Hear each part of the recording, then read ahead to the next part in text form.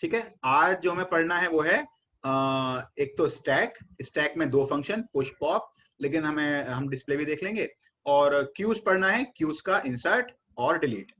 तो बेसिकली जो टॉपिक आज पढ़ना है उसका नाम है डेटा स्ट्रक्चर।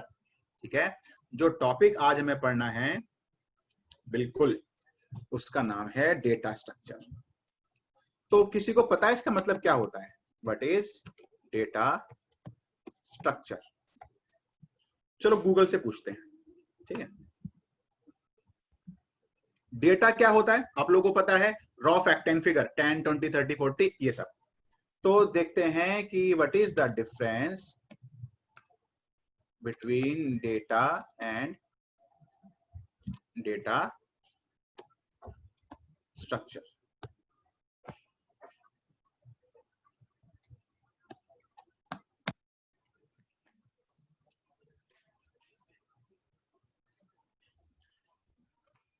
अच्छा, in general both data type and data structure seems to be same thing.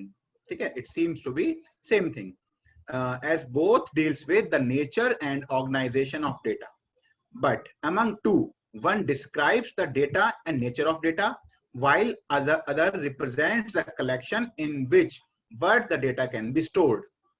तो ये डिफरेंस देखो आ रहा है यहाँ पे। जब डेटा सिर्फ, अभी हिंदी में बोलूं तो जब हम बोलते हैं सिर्फ डेटा, तो डेटा तो हो गया डेटा 10 20 30 गौरव अजय ये सब डेटा हो गया। डेटा स्ट्रक्चर क्या होता है? डेटा स्ट्रक्चर मतलब data plus the set of operations that can be performed on the data. यानी कि देखो, data describes the type and nature of data, है ना, type and nature of data, while other represents the collections in which the data can be stored. collection क्या होगा? जैसे कि यहाँ पे अच्छा सा है नहीं, मतलब कुछ क्योरा, हाँ क्योरा पे अच्छा आंसर है।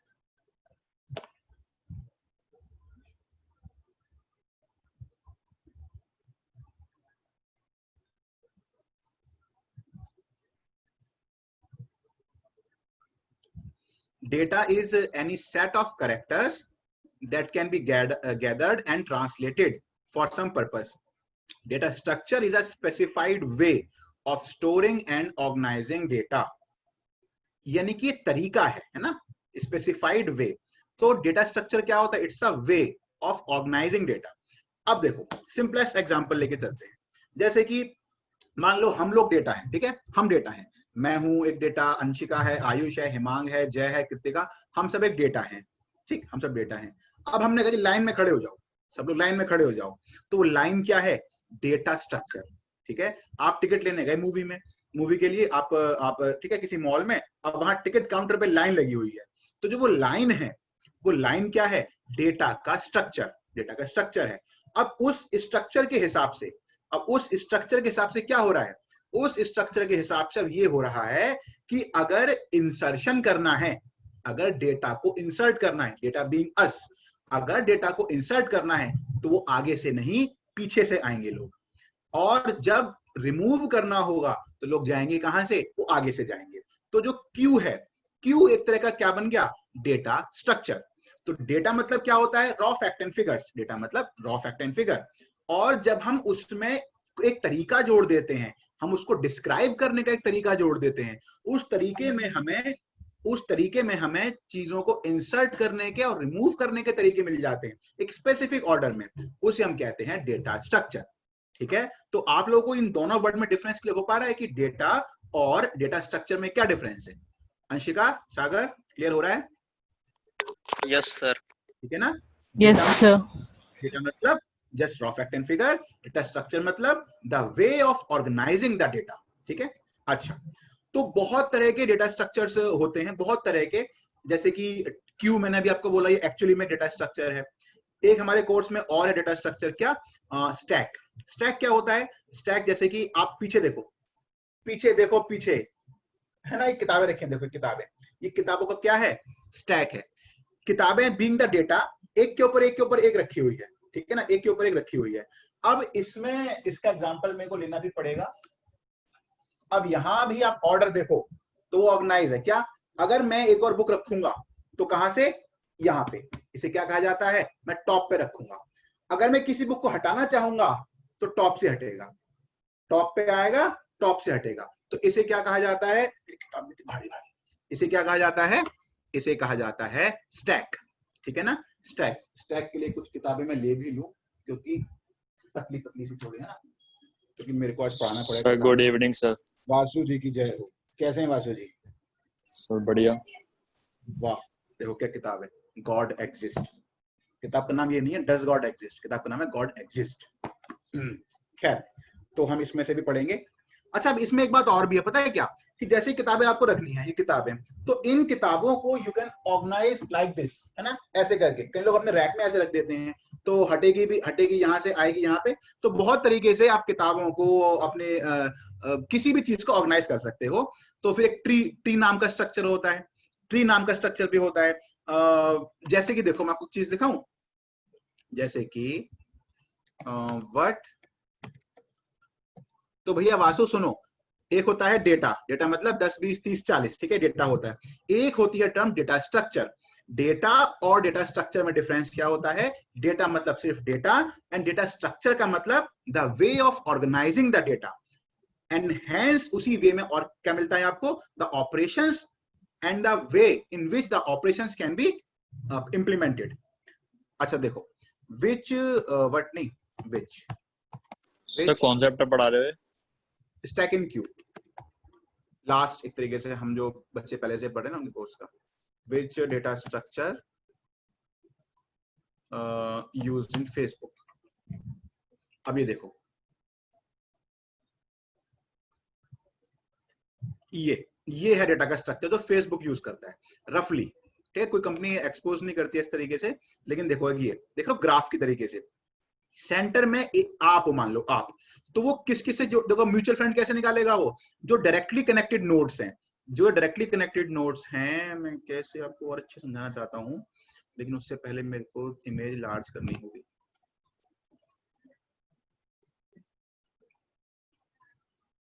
इसे ग्राफ बोलते हैं, आप लोग पढ़ोगे। हाँ सही है, ये इमेज देख लो, बढ़िया क्लियर है एकदम।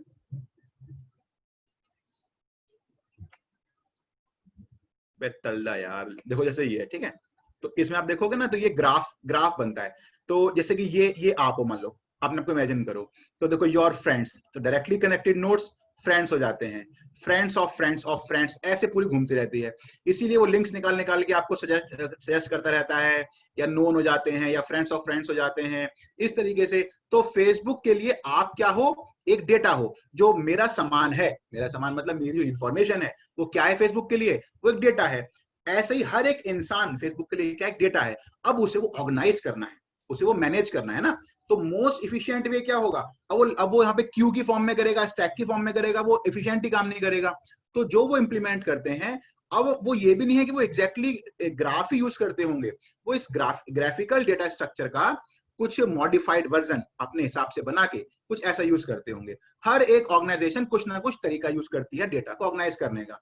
जैसे मान लो फ्लिपकार्ट है, उसके पास प्रोडक्ट बन गए एंटिटी, तो प्रोडक्ट्स में भी वो कुछ ना कुछ डेटा स्ट्रक्चर अपना यूज करेगी। क्या करते एग्जैक्टली मेरे को नहीं पता, लेकिन data structure has to be there, वो वहां पर होगा ही होगा। अच्छा, तो हमें जो दो डेटा स्ट्रक्चर पढ़ने हैं, वो कौन कौन से पढ़ने हैं, स्टैक एंड क्यू। ठीक है, स्टैक एंड क्यू। अब अगर मैं बात करूं क्यू की, ठीक है, क्यू, तो जब मैं बात करूं, अरे क्यू लिख दो ना, खाली क्यू चाहिए भी। वो कहते ना कि मेरे घर में मेरी उतनी इंपॉर्टेंस है जितनी क्यू में यूई की है, मतलब हो तो भी ठीक है और ना हो तो भी ठीक है, कहा क्यू ही जाएगा उसे। अच्छा, तो क्यू का मतलब क्या है, क्यू का मतलब ये है, इसमें जो सिस्टम लगता है वो है फीफो, इसे कहते हैं फीफो। फीफो का मतलब हुआ फर्स्ट इन फर्स्ट आउट, है ना। अपने दिमाग में एक इमेजिन कर लो, क्या, एक क्यू इमेजिन कर लो, तो अच्छा है, वरना फिर मोबाइल लगाना पड़ेगा, स्टैंड पे बोर्ड पढ़ाना पड़ेगा। छोटी सी चीज है क्यू।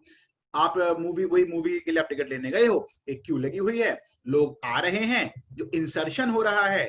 अब क्यू में दो एंड खुले होते हैं, क्यू में दो एंड खुले होते हैं, एक एंड से इंसर्शन रियर, उसे हम रियर बोलते हैं, एक एंड से रिमूव या डिलीट, उसे हम फ्रंट बोलते हैं। तो क्यू के अंदर दो चीजें होती हैं, क्या? एक होता है फ्रंट जहां से रिमूव होता है, और एक होता है रियर जहां पे एलिमेंट इंसर्ट होते हैं, ठीक है ना। और तो ऑब्वियसली कौन सिस्टम हुआ, कौन सा? फीफो।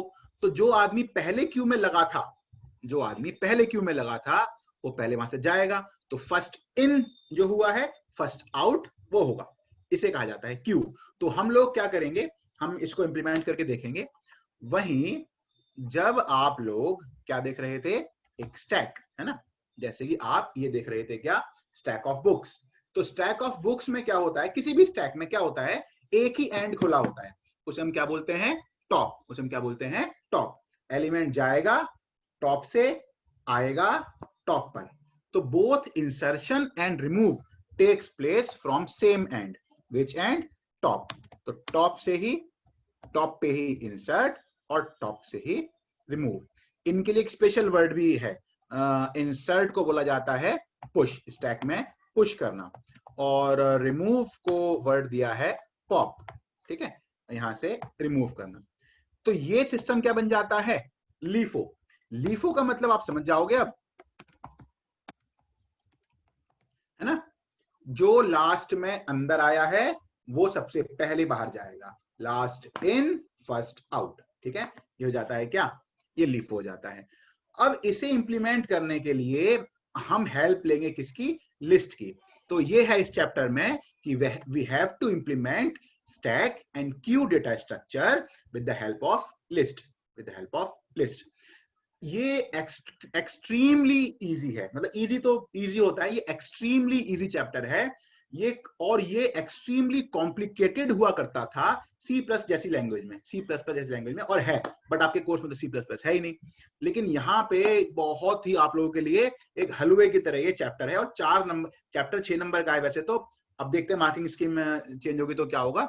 4 नंबर का एक क्वेश्चन पक्का आएगा, जो आप 4 फंक्शन पढ़ने वाले हो ना आप, ये आज क्यू का रिमूव और इंसर्ट, और स्टैक का इंसर्ट और रिमूव, ये जो आप ये पढ़ने वाले हो, इन 4 में से कोई एक फंक्शन बोर्ड में पक्का आएगा। मार्किंग स्कीम चेंज हो गई तो 2 भी आ सकते हैं, तो एक तो पक्का आएगा, और 4 नंबर में वो आएगा। और जैसे जैसे मैं कह रहा हूँ, बिल्कुल हलवे की तरह एकदम, क्योंकि यहाँ कुछ नहीं करना होता आपको, ठीक है, कुछ नहीं करना होता।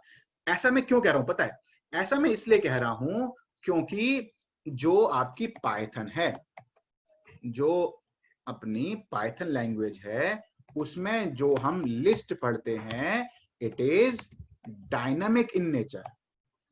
विदुषी, डायनामिक का मतलब क्या हुआ, प्लस स्पेलिंग तो लिख लूं, डायनामिक। डायनामिक तो केमिस्ट्री में पढ़ा है। वाह, क्या!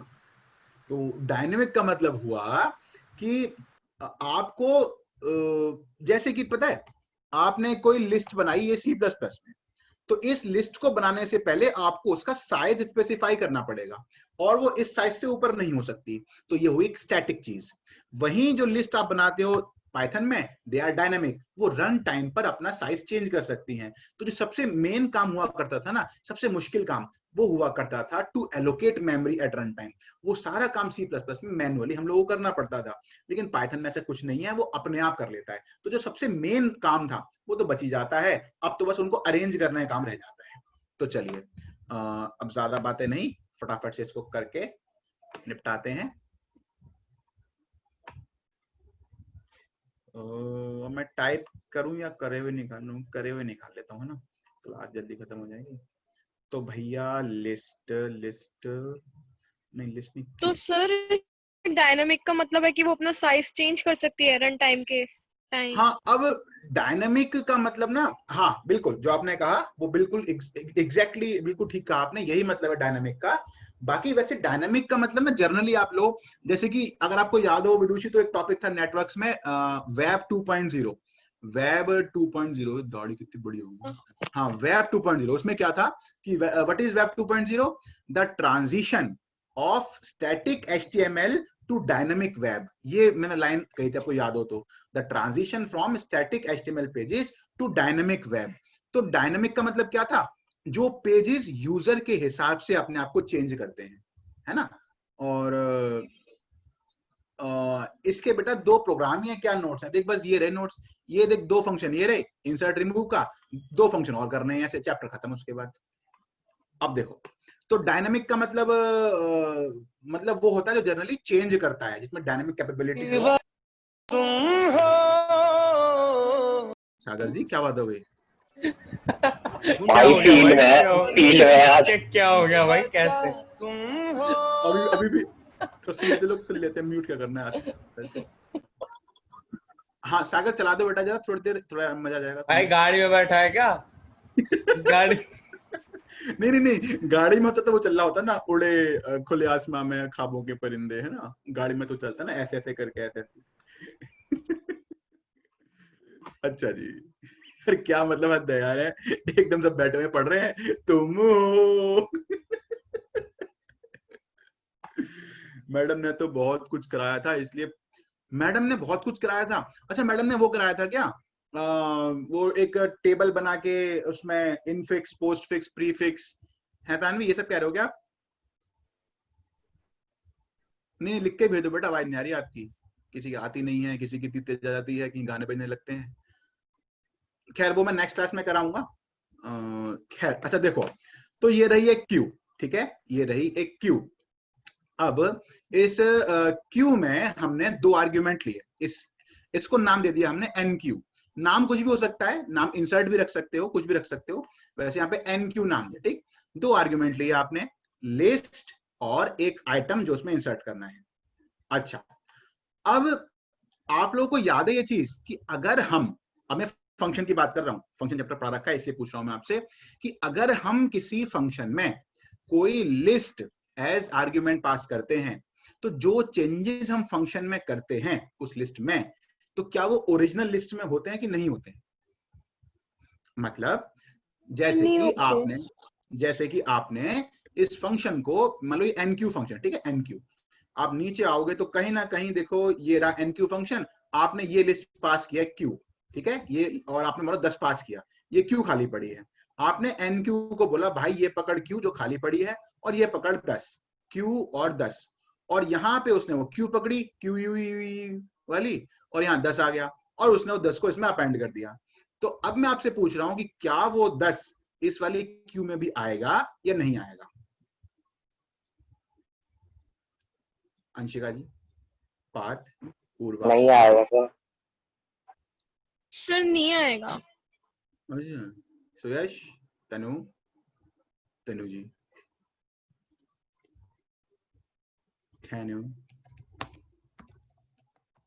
चलो इतना भी क्या करना, फटाक से देख लेते हैं।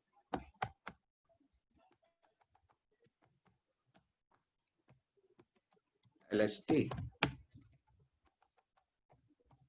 तो सवाल मेरा ये है कि यहाँ पे जब मैं लिस्ट प्रिंट करूंगा तो वो ब्लैंक प्रिंट होगा, या चलो एक 10 यहाँ ले लेते हैं ऑलरेडी, और यहाँ पे अपेंड कराते हैं 20, तो क्या प्रिंट होगा, ये सवाल है। तो 10 20 प्रिंट होगा या 10 प्रिंट होगा? जयपा जी,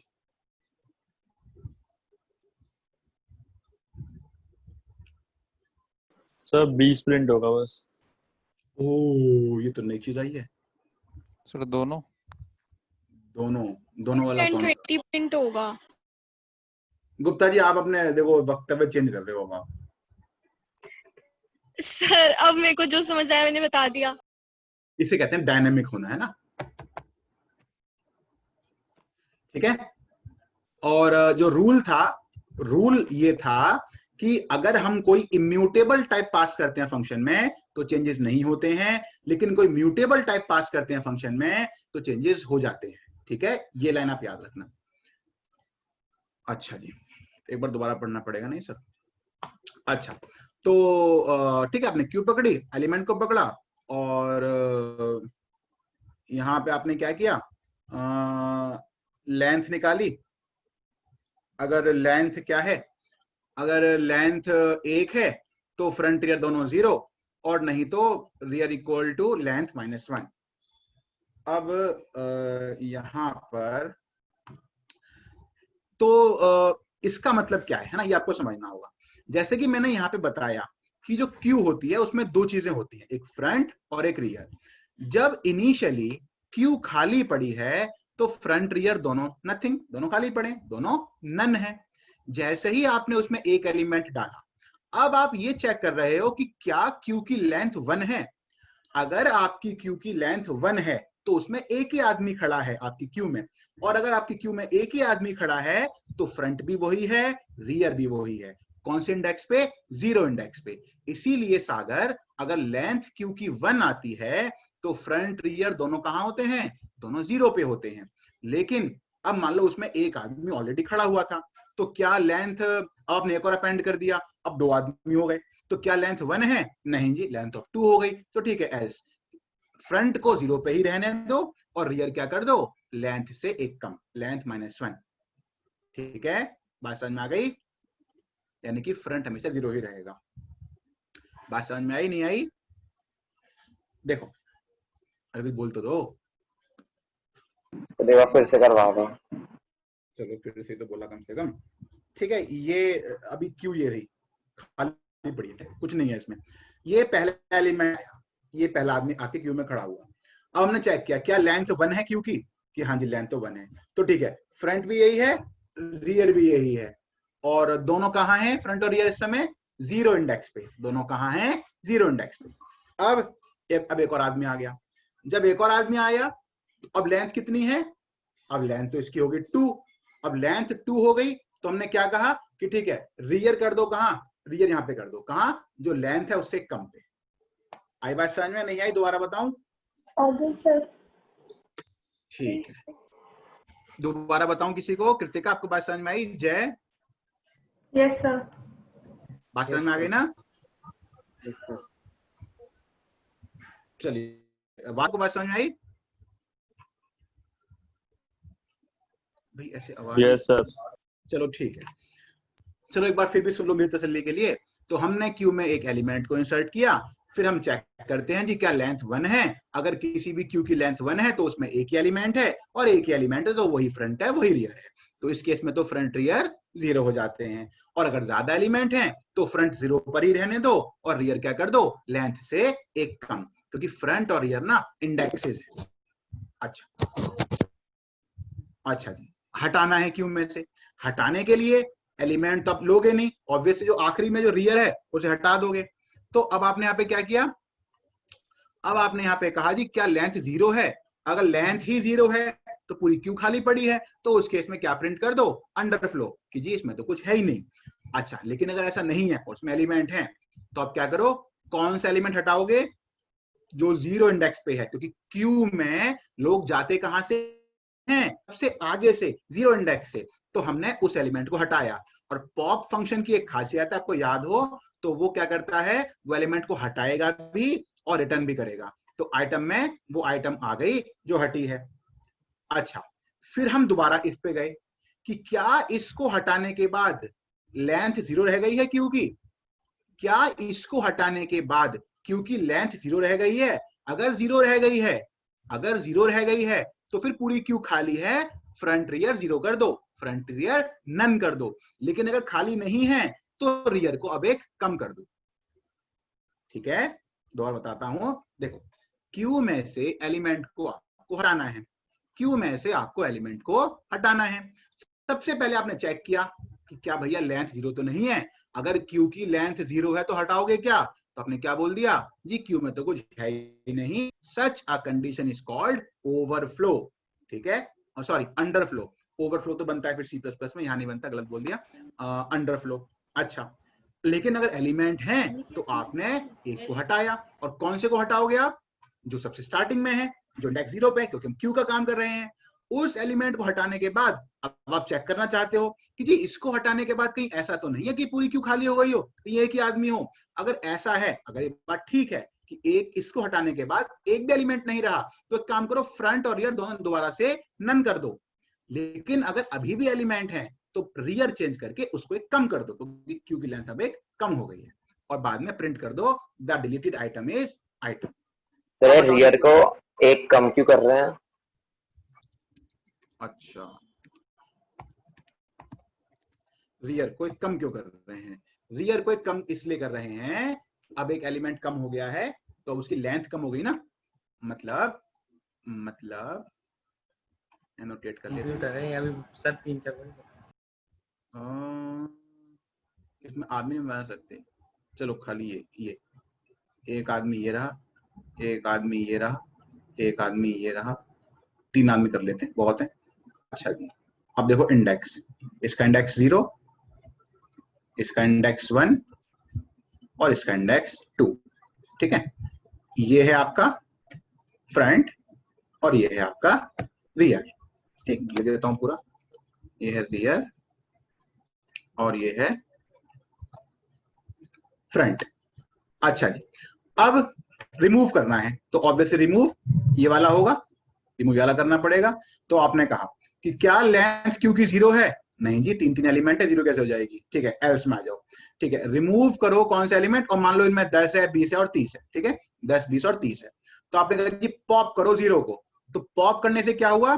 पॉप करने से ये हुआ कि ये एलिमेंट यहां से हटा और जो 10 वैल्यू थी वो कहां पे आ गई? वो कहां पे आ गई? वो आ गई आपके आइटम के अंदर, ठीक है। अब आपने कहा क्या लेंथ ऑफ क्यू 0 रह गई है? नहीं जी, अभी तो 2 एलिमेंट है, तो ठीक है, एल्स। एक काम करो, अब रियर को एक कम कर दो। जैसे ही आप इसे पॉप करोगे, जैसे ही आप इसे पॉप करोगे, अपने आप ही अब ये 0 इंडेक्स हो जाएगा। यानी कि जैसे इसको पॉप किया होगा ना, जैसे ही इसको पॉप किया होगा तो क्यू अपने आप पाइथन ने क्या बना दी होगी? खाली 2 एलिमेंट बचे होंगे और उसने क्या कर दिया होगा? ये सब पाइथन ने किया होगा। क्या? ये इंडेक्स 0 और ये इंडेक्स 1 और ये आपका फ्रंट और रियर तो खैर आपको चेंज करना पड़ेगा।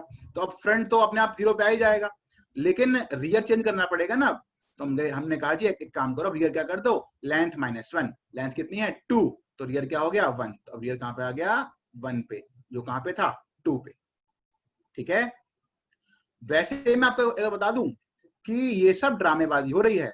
ड्रामेबाजी क्यों हो रही है? नंबर लेके आने के लिए, वरना कोई फर्क नहीं पड़ता ये फ्रंट और रियर कहाँ है। अगर मैं ये पूरे का पूरा कमेंट कर दूं, ये पूरे का पूरा, और मैं ये पूरा भी कमेंट कर दूं, जितना भी ये ड्रामा यहाँ पे रियर फ्रंट का हो रहा है, कोई फर्क नहीं पड़ेगा। ये C++ से पाइथन में आए हैं तो वहां की कुछ चीजें हैं जबरदस्ती घसीट रहे हैं यहाँ पे, कोई जरूरत नहीं है इन चीजों की।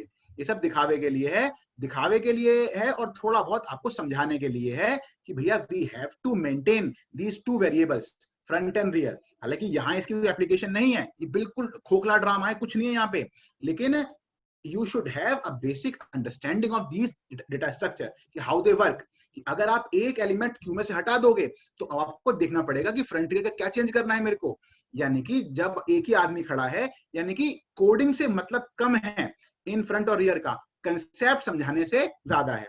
मतलब कि ये हुआ इसका मतलब कि आपको एक क्यू है, उसमें कुछ लोग खड़े हैं, आपने एक आदमी को हटा दिया, ठीक है। मान लो सागर 5 लोग खड़े हैं, तो 5 लोग खड़े हैं, तो फ्रंट है 0 पे और रियर है 4 पे, साइज -1, 5 -1, रियर है 4 पे। आपने एक एलिमेंट को हटाया, अब आपको चेक करना पड़ेगा कि ये फ्रंट रियर कैसे मैनेज करूं मैं।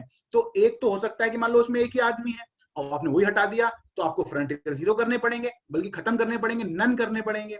और उसमें बहुत सारे लोग थे, तो आपको ऐसा भी करना पड़ता है कुछ लैंग्वेज में कि फ्रंट को आगे लेके आना पड़ता है, रियर चेंज नहीं होता। लेकिन पाइथन क्या कह रहा है? फ्रंट तो मैं 0 कर दूंगा, आप रियर एक कम कर दो। तो इसका मतलब ये ध्यान रखना कि जो ये सब यहाँ पे ड्रामे हो रहे हैं ना, ये फ्रंट रियर के, यहाँ पे फ्रंट रियर के, ये फ्रंट रियर के, ये आपको कंसेप्ट समझाने के लिए हैं, कोडिंग पे इनका कोई फर्क नहीं पड़ता, ठीक है। जैसे कि आप लोग जरा खुद सोचो, ये रहा फंक्शन, ठीक है, एनक्यू का। अब जरा खुद दिमाग लगा के बताओ कि अगर मान लो ये सारा कोड ना होता तो क्या फर्क पड़ता? पूरा पूरा दिमाग लगा लोगे ना, कोई आंसर ही नहीं मिलेगा। क्योंकि भाई एक एलिमेंट ऐड तो लिस्ट में हो ही रहा है ना, एक एलिमेंट लिस्ट के अंदर ऐड तो हो ही रहा है, तो क्या फर्क पड़ेगा उससे? अगर हम ये सब नहीं करेंगे तो उससे कोई फर्क नहीं पड़ेगा। ये आपको समझाने के लिए है कि अगर एक एलिमेंट क्यू में आपने डाल दिया है तो आपको चेक करना पड़ेगा क्या ये पहला एलिमेंट है। अगर पहला एलिमेंट है तो फ्रंट रियर 0 करने पड़ेंगे, अगर ऐसा नहीं है तो खाली रियर चेंज करोगे। ऐसे ही जरा आप सोच के देखो कि अगर, चलो ये तो आप कर सकते हो, लेंथ से हम चेक कर सकते हैं ना कि कहीं ऐसा ना कोई हो ही ना उसमें, लेकिन अगर सोचो मैं ये सब ना करूं तो क्या फर्क पड़ेगा उसका? कोई फर्क नहीं पड़ेगा उसका।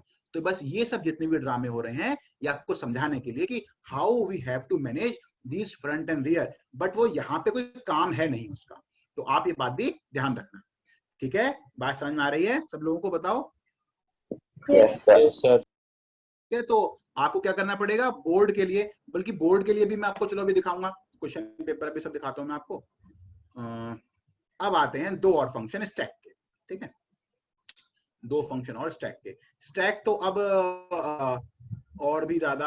अब आप जरा बताओ कि मैं गलत कह रहा था ऐसे ही, अब इतना लिखना पड़े, और ऐसा हुआ है कि ऐसा नहीं हुआ है कि इतना लिखा है बच्चों ने 4 नंबर पूरे मिले हैं, ये लिखने के, ये बस ये लिखने के, या खाली ये लिखने के 4 नंबर पूरे मिले हैं। और आप स्टैक देखोगे तो आप कहोगे भाई ये तो बहुत ज्यादा ही, इसमें तो कुछ है ही नहीं। इसमें आपको तो मतलब डाउट होने लगेगा कि सर ठीक भी कह रहे हैं कि नहीं कह रहे, 4 नंबर कैसे मिल जाएंगे इसके। लेकिन ऐसा है, देखो स्टैक में काम आसान हो जाएगा। क्या कोई मेरे को बता सकता है कि काम आसान क्यों होने वाला है? सोचो, स्टैक का ये देखो खाली इतना, ये रहा पुश खत्म, ये रहा पॉप खत्म। पता है काम आसान क्यों होने वाला है? वो इसलिए कि क्यू में 2 एंड खुले होते हैं, फ्रंट और रियर दोनों, तो आपको दोनों मैनेज करने पड़ते हैं। लेकिन स्टैक में देखा ना भी आपने, स्टैक ऑफ बुक्स है, आपको सिर्फ एक मैनेज करना होता है, तो इसलिए यहाँ पे बहुत आसान हो जाता है। जैसे कि एलिमेंट को इंसर्ट करना है, आपने अपेंड कर दिया, और टॉप क्या कर दिया, लेंथ -1। वहां पे रियर क्या किया था, लेंथ -1, या टॉप क्या कर दिया, लेंथ -1। एलिमेंट को रिमूव करना है, अगर length 0 underflow, same to same, उसमें था q डॉट पॉप 0, क्योंकि क्यू में जाते हैं लोग स्टार्टिंग से, है ना, 0 इंडेक्स से, और ये है स्टैक डॉट पॉप। तो एलिमेंट कहां से जाएगा? बाय डिफॉल्ट पॉप क्या करता है, बाय डिफॉल्ट क्या करता है पॉप, हमेशा आखिरी एलिमेंट निकालता है। और अगर हम स्टैक ऑफ बुक्स की बात करें तो हमें जो है आखिरी एलिमेंट, पहला ये आया, फिर ये, फिर ये, फिर ये, हमें आखिरी एलिमेंट ही निकालना होता है। तो पॉप बाय डिफॉल्ट क्या करता है, वो यही एलिमेंट निकालता है। तो यहाँ पे हमने कुछ 0 1 नहीं लिखा।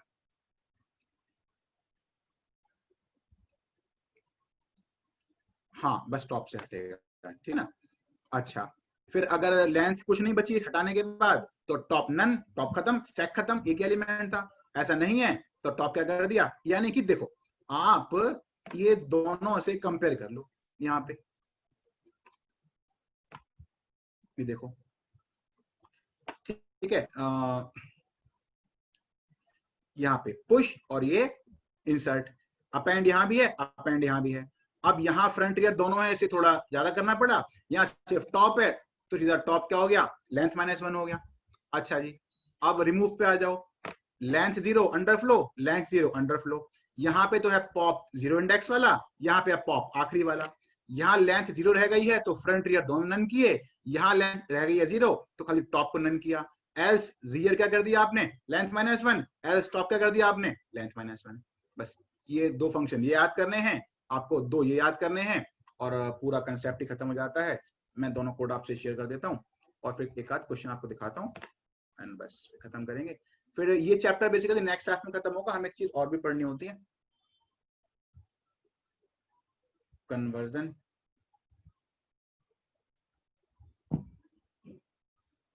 TTS 7 से 8, ये था स्टैक,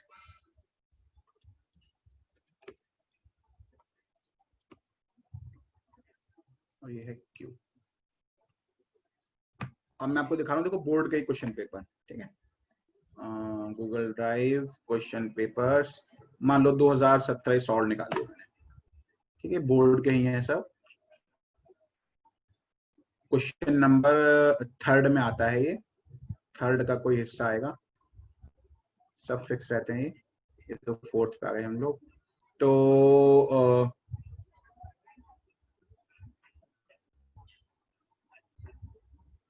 थर्ड जो क्वेश्चन नंबर है ना, वो एक तो लिस्ट का होता है, जैसे कि देखो बबल सॉर्ट वाला, ये मैंने सॉर्टिंग पढ़ा दी आप लोगों को, बबल इंसर्शन सॉर्ट रिवीजन में कराया था ना शायद आपने।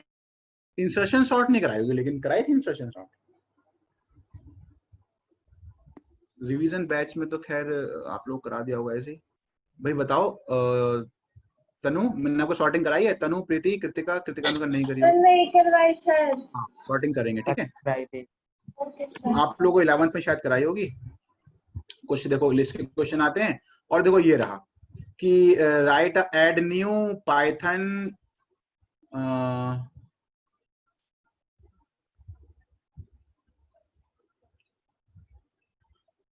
दोनों बनाने के लिए बोल दिया, ऐड भी और रिमूव भी। ठीक है, किसमें? लिस्ट का यूज करना है, स्टैक। तो आपको स्टैक का पुश और पॉप बनाना है। तो देखो ये रहा पुश, खत्म, और ये रहा पॉप, खत्म। आपका तो काम और भी आसान होगा, तो क्लास तो कोर्स में ही नहीं है, तो आपको तो सिर्फ इतना लिखना है और पूरा हो जाएगा ये। और देखो वही हुआ,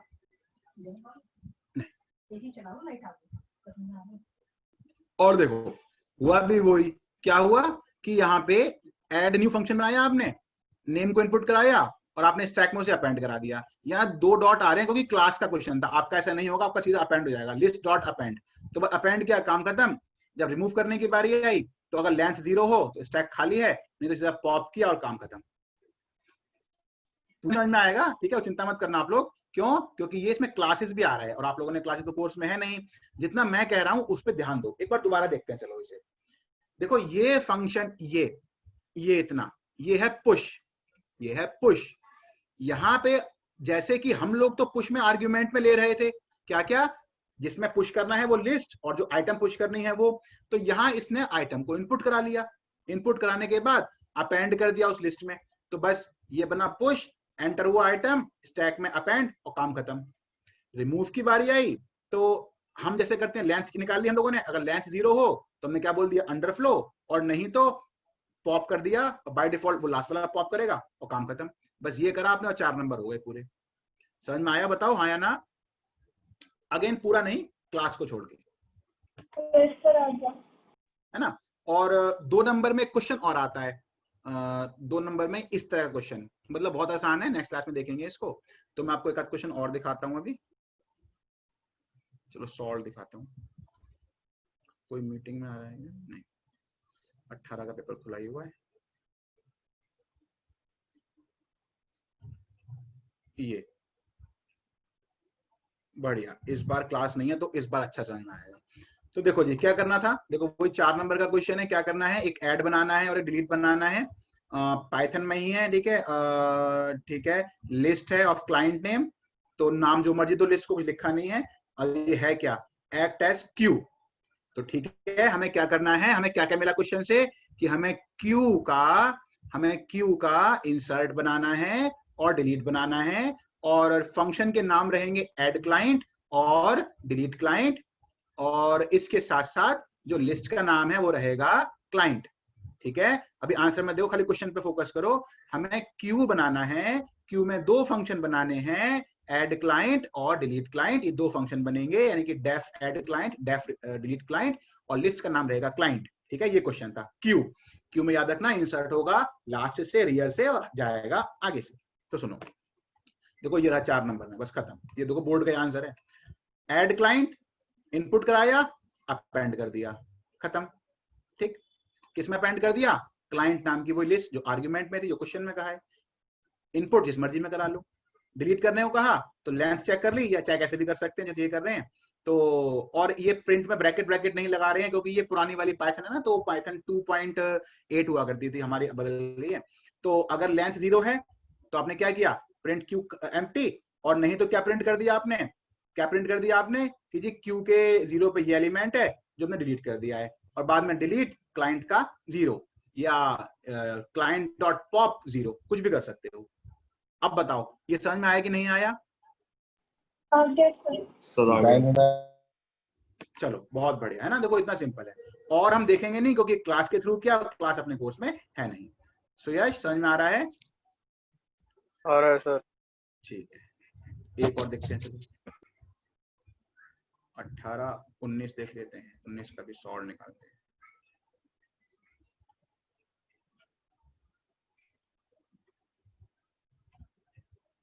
तो ये आपने आज की क्लास में आके अपने 4 नंबर पक्के कर लिए। पक्के हुए नहीं हुए तो वक्त बताएगा, क्योंकि आप लोग के टेस्ट हो नहीं पा रहे हैं।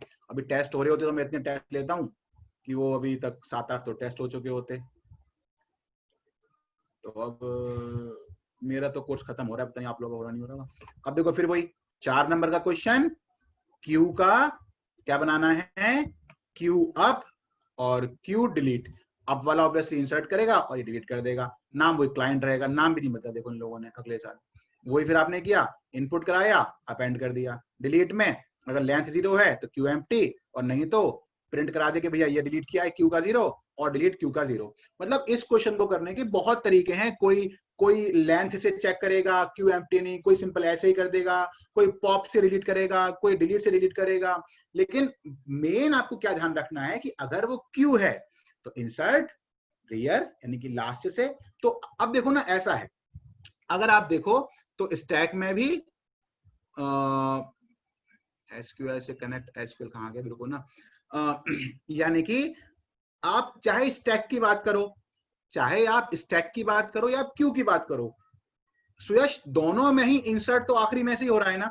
बताओ, चाहे आप स्टैक की बात करो तो अब ये स्टैक है, आखिरी क्या है, आखिरी यही है ना, तो इसमें भी लास्ट में इंसर्ट हो रहा है। और आप क्यू की बात करो तो दिमाग में इमेजिन करो जरा क्यू को, तो उसमें भी इंसर्ट कहां से हो रहा है, लास्ट से ही हो रहा है। तो अपेंड फंक्शन कहां इंसर्ट करता है, वो लास्ट में तो करता है। तो इसीलिए चाहे वो स्टैक हो चाहे वो क्यू हो, दोनों में ही अपेंड यूज करते हैं, क्योंकि अपेंड लास्ट में ही करता है और लास्ट में हमें करना है। ठीक है। और अगर हम बात करें किसकी, डिलीट की, हाँ ये अलग है।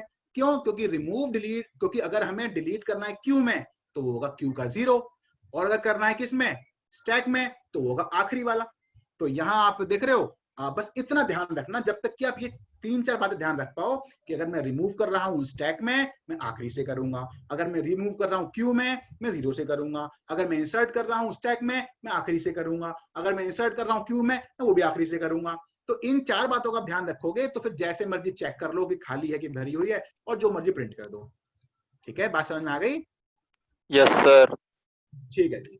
तो ये था बस प्रोग्रामिंग वाला पार्ट। और फिर जैसे मैं बता रहा हूँ हर साल 2 नंबर में कुछ और भी आता है, तो वो 2 नंबर में क्या आता है, जैसे कि ये है, तो इसको डिस्कस करेंगे हम लोग नेक्स्ट क्लास में, इसे खत्म कर लेंगे। तो ये चैप्टर पूरा हो जाएगा, फिर सॉर्टिंग वॉर्टिंग कर लेंगे अपना, इंसर्शन सॉर्ट, बबल सॉर्ट, और फिर कर लेंगे क्या, अपने रिवीजन टूर के आउटपुट क्वेश्चन, तो फिर अपना कोर्स पूरा खत्म हो जाएगा।